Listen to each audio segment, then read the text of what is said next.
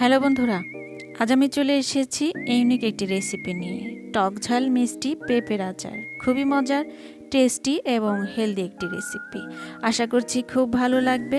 আসসালামু আলাইকুম বন্ধুরা, আমার টুকিটাকি চ্যানেলের পক্ষ থেকে আপনাদের সবাইকে জানাচ্ছি আন্তরিক শুভেচ্ছা এবং অভিনন্দন। ভিডিওটা স্কিপ না করে সম্পূর্ণ ভিডিওটা দেখতে থাকুন। ভালো লাগলে অবশ্যই বেল বাটনটা বাজিয়ে দিয়ে যাবেন। রেসিপিটা তৈরি করার জন্য প্রথমে আমি এখানে দুইটা মাঝারি সাইজের পেঁপে নিয়ে নিয়েছি। পেঁপেটাকে ছিলে নেব। আর পেঁপের আচার এটা কিন্তু স্বাস্থ্যসম্মত।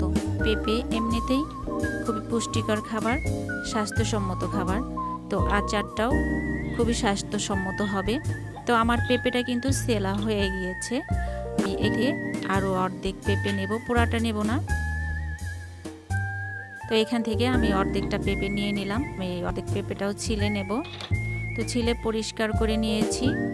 এবার আমি পেঁপে মাঝখান থেকে টুকরো করে ভেতরে যে বিচি যে অংশটা থাকে ওই অংশটাকে আমি চামচের সাহায্যে পরিষ্কার করে নেব। আমি এই পেঁপেটাকেও মাঝখানে 4টা টুকরো দিয়ে নেব। আর এই পাশের যে অংশটা এটাকেও আমি চাকুর সাহায্যে ফেলে নেব। ভেতরের অংশটাকে একইভাবে আমি চামচের সাহায্যে পরিষ্কার করে নেব।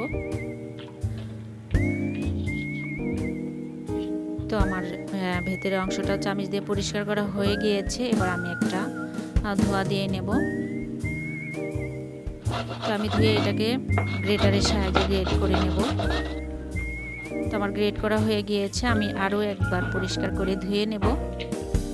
পরিষ্কার করা ধোয়া হয়ে গেলে এবার কিন্তু এভাবে চিপে চিপে পানিগুলো ফেলে দিতে হবে। এমনিতেই কিন্তু পেঁপের থেকে প্রচুর পরিমাণে পানি উঠবে। তো আমি পেঁপের যে পানিটা এটা আমি চিপে ফেলে দিয়েছি। আর এখানে আমি নিয়ে নিয়েছি 2টা এলাচ, তেজপাতা, আর 3-4টা শুকনা মরিচ, আর কয়েকটা রসুনের কোয়া নিয়ে নিয়েছি, 5 ফোড়ন, আর তেঁতুল আমি ধুয়ে নিয়েছি, আর নিয়েছি হাফ কাপ চিনি।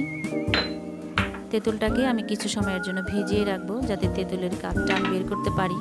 আর খোলায় দিয়ে দিলাম এলাচ, 3টা শুকনা মরিচ, আর 5 ফোড়ন। আমি এটাকে খোলায় টেলে নেব। মশলাগুলো যদি পুড়ে না যায় সেই দিকে লক্ষ্য রেখে খুব ভালো মতো মুচমুচে করে ভেজে নিতে হবে।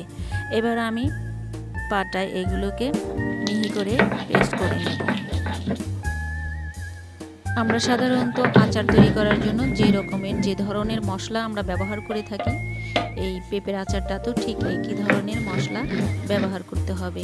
এটা একটা আচার তৈরি হচ্ছে, কাজেই আচারের সব মশলাই এখানে ব্যবহার করতে হবে। এখানে রসুনের কোয়াগুলো আমি 4টা করে টুকরো দিয়ে দেব। যদি আপনাদের ছোট সাইজের রসুন হয় তাহলে কোয়াগুলোকে আর টুকরো করতে হবে না। আমার এটা ইন্ডিয়ান বড় সাইজের রসুন, তো রসুনের কোয়াটাকে আমি 4টা করে টুকরো দিয়ে দিচ্ছি। এবার আমি তেঁতুলের কাঠগুলো আমি বের করে নেব। এর ভেতর থেকে বিচিগুলো আমি খুব ভালো মতো কষলে এভাবে চিপে বের করে নেব। এবার কিন্তু আমার তেঁতুলের কাঠটা বের করা হয়ে গিয়েছে। এবার আমি কড়াইতে দিয়ে দিয়েছি তেল, আর তেলের মধ্যে ফোড়নে 2টা শুকনো মরিচ মাঝখানে চিড়ে দিয়েছি, দিয়ে দিলাম তেজপাতা। এবার দিয়ে দিব রসুনের কোয়া, সাথে দিয়ে দেব সামান্য একটু লবণ, দিয়ে দেব আদা রসুনের পেস্ট, সামান্য একটু হলুদের গুঁড়ো দিয়েছি একটু কালারের জন্য।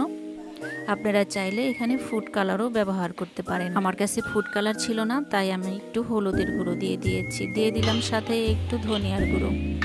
এবার আমি দিয়ে দেব হাফ কাপ চিনি, আর একসঙ্গে দিয়ে দেব তেঁতুলের যে কাঠটা বের করে রেখেছিলাম সেটা।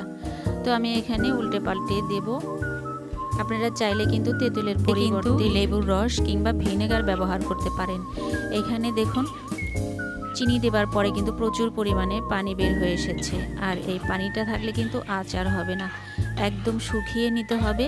আর পানিটা শুকিয়ে আসলে যখন ভিতর থেকে এই যে এরকম তেলটা বের হয়ে আসবে, তখন কিন্তু আমাকে 5 ফোড়ন যেটা আমি গুঁড়ি করে রেখে দিয়েছিলাম সেই মশলাটা এখানে দিয়ে দেব। আপনারা যদি টক কিংবা ঝালের পরিমাণটা একটু বেশি খেতে চান তাহলে কিন্তু টকের পরিমাণটা বাড়িয়ে দেবেন এবং শুকনো মরিচের পরিমাণটা বাড়িয়ে দিয়ে মশলাটা তৈরি করে নেবেন।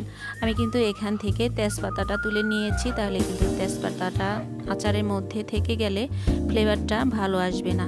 তো আমি কিন্তু আচারটা নামিয়ে ঠান্ডা করে বয়মে তুলে নিচ্ছি। এবার কিন্তু আমার আচারটা একদম রেডি হয়ে গিয়েছে, রোদ্রে শুকিয়ে নিলে হবে। আমার ঘরে তেল ছিল না, আমি শুকানোর পরে তেলটা পরবর্তীতে দিয়ে দেবো, অনেক দিন ভালো থাকবে। রেসিপিটা ভালো লাগলে অবশ্যই লাইক কমেন্ট শেয়ার করে দেবেন।